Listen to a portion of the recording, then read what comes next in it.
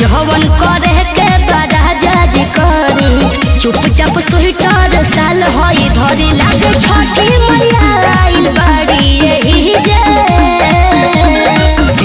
नाचली ना नाचता धानी हियो बचा के डीजे मुट्ठी भर मोरा डिस्टर्ब मत करी जी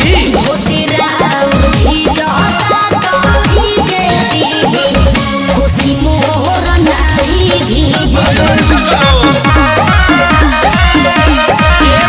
चुप ना रहू नाचे दे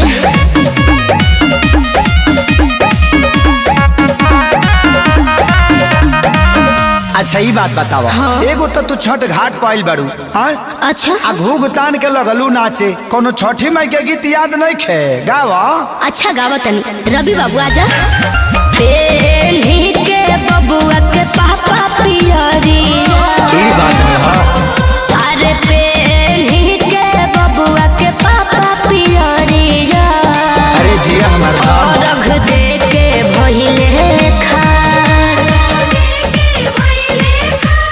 तू तो नाचत गावत बारू मोरा धनिया हमरा लागत रे जा यही से तो कहत नाच ले दे देहिया में गर्मी आ जाए स्वामी चुपचाप बड़त लप कीजे करबो नतीजे नाचत हारू धनिया बचा के डीजे मुट्ठी भर मोरा ए राजा जी सुनी सुनावा तेरा भिजता तो भीजे कोसी मोर नहीं भीजे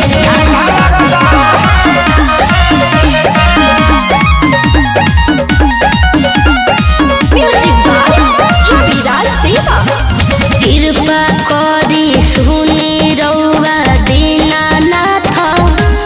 हमर राजा कइले पहिला बरत हमली के गोदी भरली छठी मैया अंगना में कोसिया भरत ई जवन लइकवा खेला था ई छठिए माई के देहल है ना एही से तो नाचो तनी अखिल पूजा पाठ मन से कीजे डीजे डीजे नाचता धानी हिया बचा के डीजे डीजे मुट्ठी भरले धोती भीजे सुनी ना जी ए जी भोटिरा भिजता तो भीजे दे कोसी मोर नहीं भीजे हाय संजय विवेक जी तो गर्दा को देहलो दूर उड़ा देले बालो।